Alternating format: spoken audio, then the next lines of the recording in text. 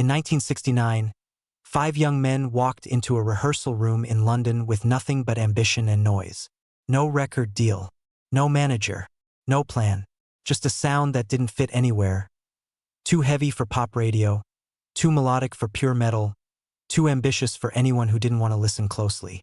Within 3 years, they were selling out arenas across Europe and Japan. Within a decade, they had sold millions of records across a dozen countries. And within their own band, they were tearing each other apart. This is the story of Uriah Heep, a band that reached heights most musicians only dream about and paid a price that very few people ever talk about. 40 million records worldwide. 3 chart singles in Germany simultaneously. A concert in Moscow that drew 180,000 people to a single field. And behind all of it, deaths, dismissals, breakdowns, and a rotating door of members that never seemed to stop spinning. The world remembers the music, but the real story happened in the spaces between the albums. And one chapter near the end of this journey quietly changed everything the band thought it knew about survival. Before we continue, don't forget to subscribe to the channel. Before the albums, before the sold-out shows, before the chaos, there was a band called Spice. No dramático origin. No industry backing. Just Mick Box on guitar and David Byron on vocals, rehearsing in London in the late 1960s alongside musicians who believed they had something worth building. The name Spice didn't last long. They renamed themselves after a character in Charles Dickens' David Copperfield, a crawling, scheming, endlessly two-faced figure named Uriah Heep. A strange choice for a rock band, but it said something real about who they were. Men who understood that identity mattered, even before they had proven anything. Their debut album arrived in 1970. Very Evie, very humble. The music inside was unlike almost anything being made at that moment. Hard rock underneath, progressive architecture on top, layered vocal harmonies that nobody expected from a band playing that loud, Hammond organ winding through the guitars, wah-wah textures cutting across the verses, and David Byron, a lead vocalist who sang like he had something to prove every single night. The critics disagreed loudly. One reviewer reportedly wrote that if Uriah Heep ever became successful, he would commit suicide. The band kept playing anyway, because while London's press was dismissing them, audiences in Germany, Japan, and across Eastern Europe were doing something entirely different. They were listening, and what they heard changed everything, though not in the way anyone inside the band had expected. By 1972, something had locked into place. Ken Hensley had quietly become the band's most important creative force, a songwriter with a restless mind and the ability to turn abstract ideas into songs that stayed with people for decades. Bassist Gary Thane came in. Drummer Lee Kerslake filled out the rhythm section. And with that lineup Box, Byron, Hensley, Thane, Kerslake, Uriah Heep recorded Demons and Wizards. The artwork came from Roger Dean. Surreal landscapes, floating imagery that felt ancient and futuristic at the same time. But it was the music inside that mattered. Easy Livin' became the song that broke them in America. Short, fast, built around a riff that refused to leave your head. Tighter, more direct, more confident than anything before it. Gold albums followed in the United States. Later that same year, The Magician's Birthday arrived. Fantasy themes deepened. Sweet Freedom came in 1973 and became their best-selling album worldwide.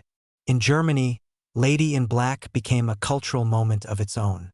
3 Uriah Heep singles sat inside the German top 20 simultaneously, a feat most established artists never achieve even once. Innocent Victim sold over 1 million copies in Germany alone. Journalists started calling them the Beach Boys of heavy metal, a nickname that captured something real. Led Zeppelin had power. Black Sabbath had darkness. Deep Purple had virtuosity. Uriah Heep had all of those things, wrapped inside vocal harmonies that nobody else was attempting at that volume. They toured constantly, night after night, country after country. From the outside, it looked like a machine running perfectly. But inside that machine, the first cracks had already started forming. And nobody was talking about them yet.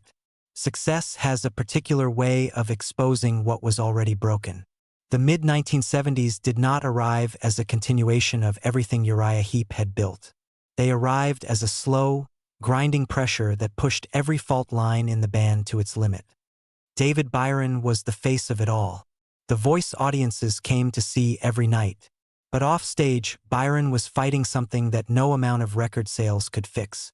Alcoholism had been quietly following him through the touring years, through the packed venues, the German chart runs, every standing ovation in every country that had embraced the band like their own. By the mid-1970s, it was no longer quiet. Management grew frustrated. Tensions inside rehearsal rooms thickened. The man who had helped build Uriah Heep from a London rehearsal room into an international act was slowly becoming someone the band could no longer hold together. In 1976, David Byron was dismissed. No dramatic statement, no farewell concert, just a decision made by men who had run out of alternatives.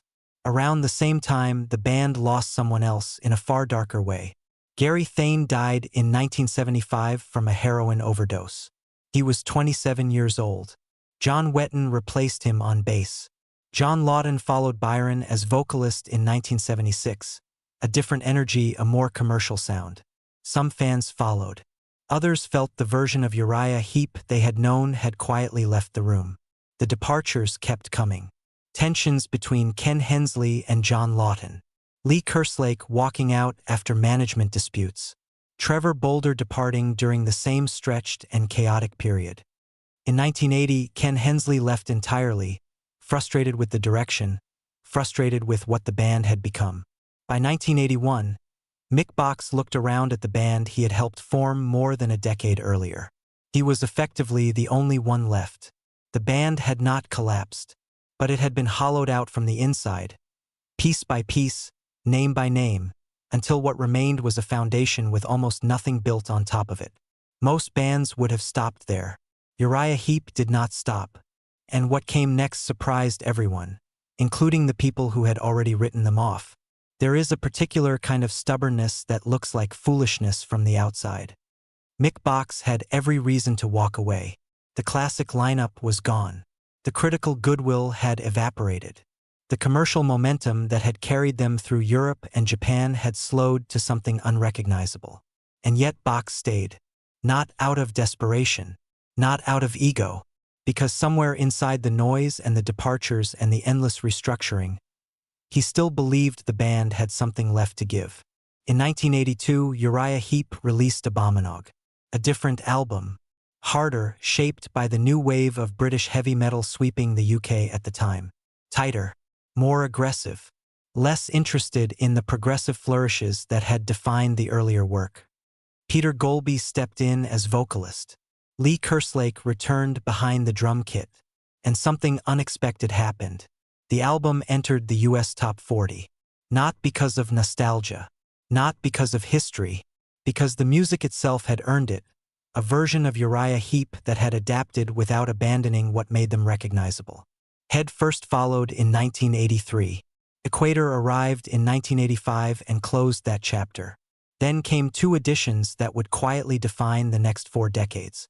Phil Lanzon joined as keyboardist in 1986. Bernie Shaw came in as vocalist in 1987. Neither carried the mythology of Byron or Hensley or Thane, but both brought something the band had been missing for years: stability. Shaw and Lanzon built a working partnership with Box that produced albums steadily, filled touring schedules, and rebuilt the band's reputation with a generation of fans who had come to Uriah Heep without the baggage of the 1970s. Their first major release together was a live album recorded in Moscow in 1987, the same concert where 180,000 people gathered in a single field to watch a British rock band perform in a country that had never officially embraced Western rock music. One of the most extraordinary moments in the band's entire history. And it happened during a period when most music journalists had already decided Uriah Heep no longer mattered. The machine was running again. But the losses were not finished. The ones still coming would be the hardest of all. There is a version of this story that focuses only on the music, the albums, the chart positions, the sold-out venues. But the full story of Uriah Heep is also about how much a band can lose and still keep moving forward. David Byron died in 1985, the voice on Easy Livin', the presence that had filled arenas across Europe and Japan. Dead at 38 from complications related to his alcoholism. Gary Thane had already been gone for a decade, 27 years old, a bassist of rare instinct who had recorded some of the most celebrated music in the band's catalog. The years kept moving. John Wetton died in 2017. Trevor Bolder died of pancreatic cancer in 2013. Then came 2020. In the space of a single year, Uriah Heep lost 2 more men central to its history. Lee Kerslake, the drummer on Demons and Wizards, the man who returned during the Abominog rebuild, died after a long battle with illness. Ken Hensley died the same year.